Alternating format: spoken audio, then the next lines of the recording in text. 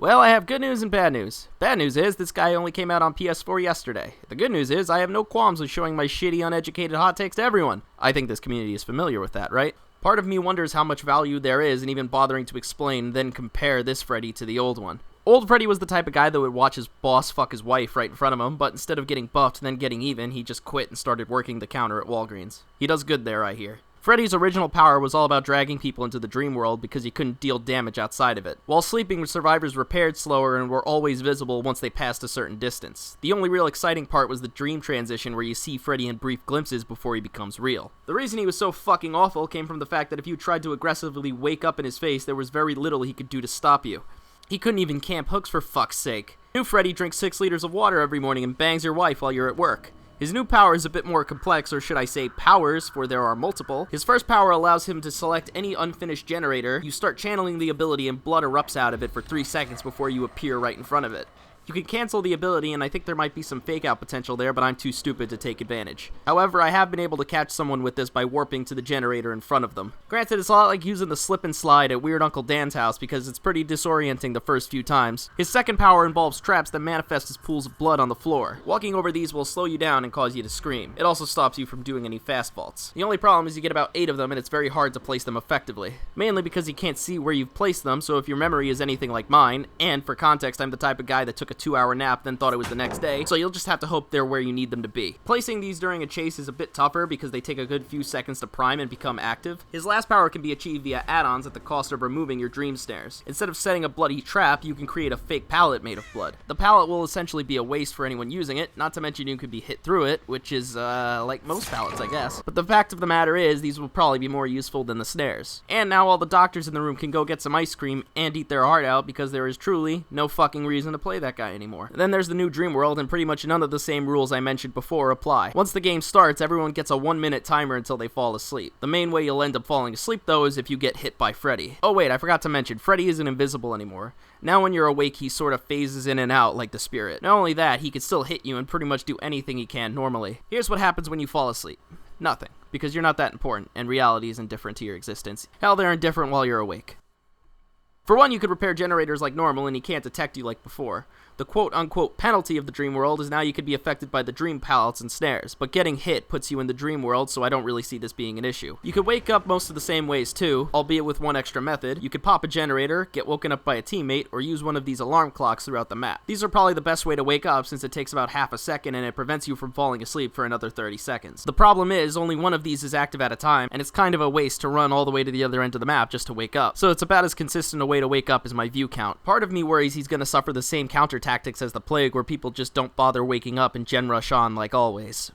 Well, let's get some hurrahs out because they didn't fuck up the add-ons this time. I'm even gonna say they're overall pretty good. Better than most killers. I actually feel compelled to talk about some of the ones that aren't his ultra rares. Shocker, I know. I think some of his purple ones are pretty fascinating. Class photo is pretty cool. It changes the way your teleport works. Now every generator will spew out blood, meaning survivors don't know where you're coming from anymore. This comes at the cost of being unable to cancel the teleport, with the exception of being stunned. There's also the bleeding add-ons that will make survivors bleed even though they aren't injured, like the entity equivalent of menopause. Though to be fair, I think the last time someone got a use out of the hemorrhage status effect, it was June 28th, 1914. The pill bottle makes you phase in and out of reality on a more frequent basis, with you being completely invisible when you're more than 24 meters away. Then there's the red add-ons, and they both focus on keeping you in the dream realm. The paintbrush makes it so that everyone starts the trial asleep, which is useless because you don't have any traps down at that point, but it also removes the ability to wake up by failing skill checks, so it balances out. The black box is pretty hardcore though. Now your obsession falls asleep at the start of the game and they can't wake up no matter what they do. Perks were the one good thing old Freddy actually had when he released. These passives made you stronger as the match went on, and I think these are some of my favorite perks in the whole game. Fire Up would give you a token every time a generator finished. Each token gave you a base increase to every action in the game. I normally pass this up on Freddy, even if I think it's a pretty solid boon in of itself. I tend to run it on Legion, but I'll burn that bridge when I get there. Remember Me used to be my de facto favorite perk in the game until they nerfed it. Speaking of which, who the fuck decided that this, along with general balance and common sense, was too much for this game to handle? No, why would I want the meta to change after 3 years? Bring in the next hillbilly main, daddy's hungry.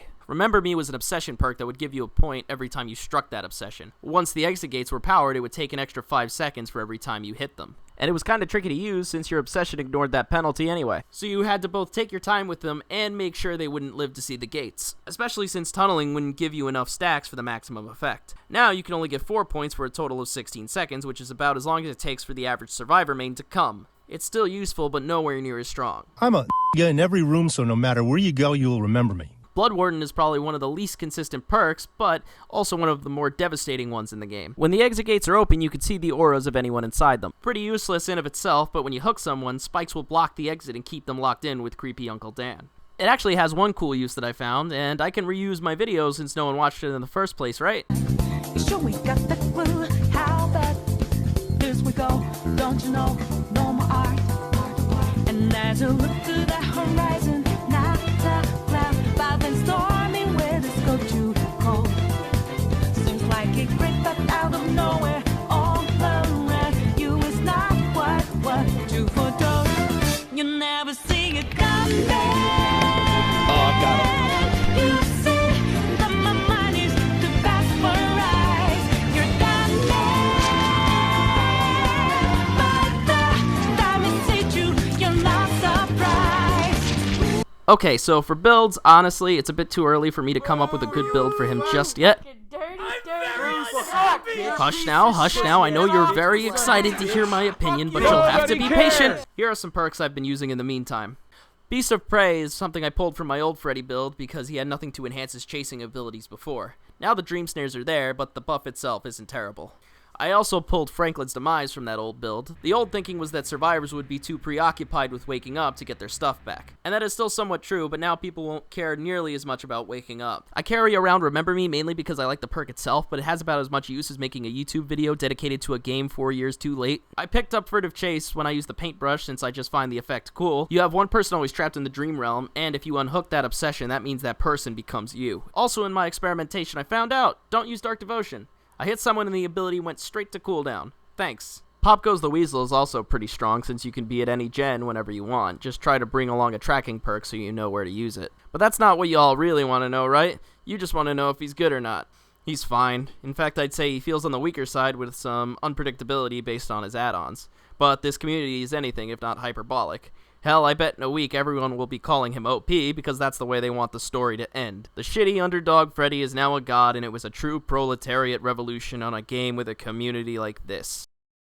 Please like and subscribe. I love you guys. Have a good one. You know what? I don't really, no offense, I don't really like you that much, so this interview's over.